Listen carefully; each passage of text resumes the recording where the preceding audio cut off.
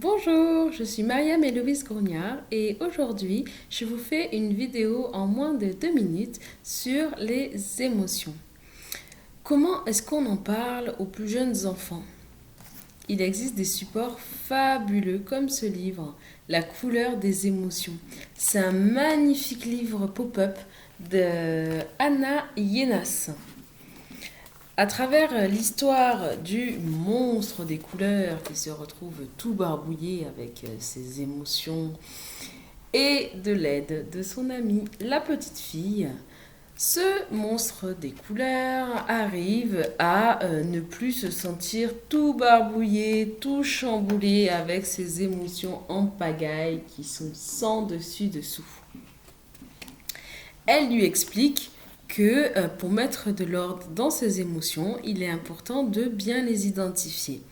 Donc dans ce livre, elle explique vraiment chaque émotion, qu'est-ce qu'on ressent quand on a cette émotion.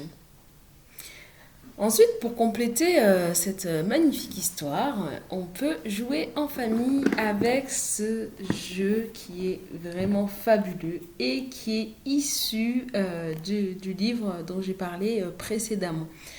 C'est un jeu que j'aime car il est coopératif, donc il ôte toute dimension de compétition.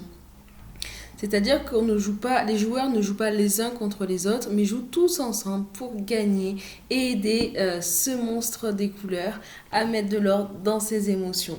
Donc il va falloir parler dans ce livre sur ce qui m'a rendu joyeux, ce qui m'a rendu calme, ce qui m'a mis triste, ce qui m'a fait peur, ce qui m'a mis en colère. Tour à tour, les joueurs s'expriment et évoluent dans le monde de ces monstres des couleurs. Le plateau de jeu prend cette forme-là. Alors, si vous souhaitez parler des émotions avec vos enfants les plus jeunes, voici les deux magnifiques supports que je conseille.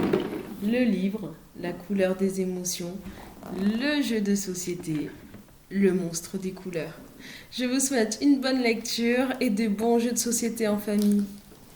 Merci.